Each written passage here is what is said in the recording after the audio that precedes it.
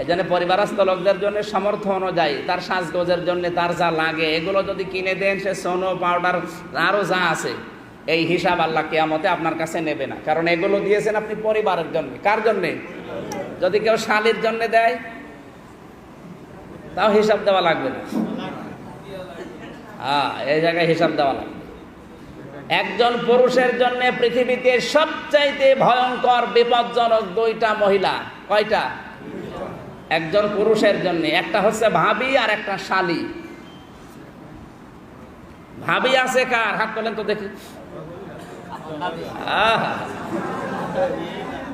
ঠিক, আচরণটা ভালো করবো, কারণ বাইরের লোকের চাইতে ভেতরের লোক দিয়ে ক্ষতি হওয়ার সম্ভাবনা বেশি। 2 নম্বরে শালী। 2 নম্বরে বলেন বলেন,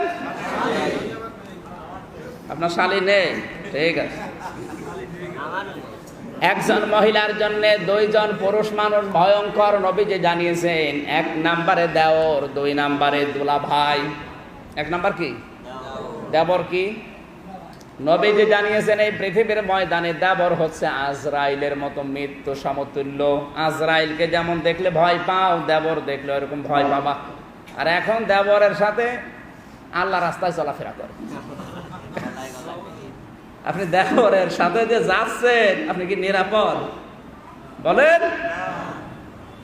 বিশ্ব নবী যেখানে মৃত্যু সমতুল্য ঘোষণা দিলেন, আপনার একটু ভয় লাগে না? 2 নম্বরে দোলা ভাই। 2 নম্বর কি? নবীজি দোলা ভাই ছিলেন না ছিলেন না? কথা বলেন না কেন? নবীজি নিজে দোলা ভাই ছিলেন না?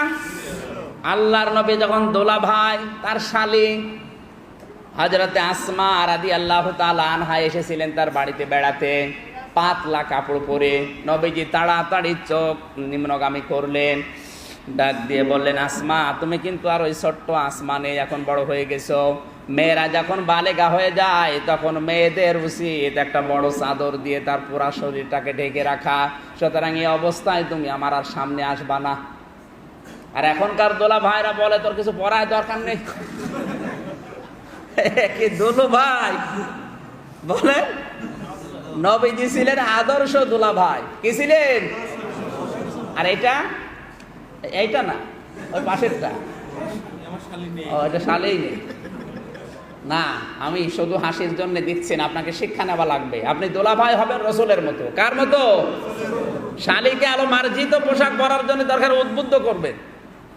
আর আপনি যদি তারে 4 পিসের জায়গায় 3 পিস, এরপরে 2 পিস, এরপরে 1 পিস কিনে দিয়ে বলেন এটা পরো, আপনি দোলা ভাই না, আপনি বাকি যে শব্দটা আমি বলতে পারলাম না ওইটা। আল্লাহ হেফাজত করুন, জোরে বলেন আমিন।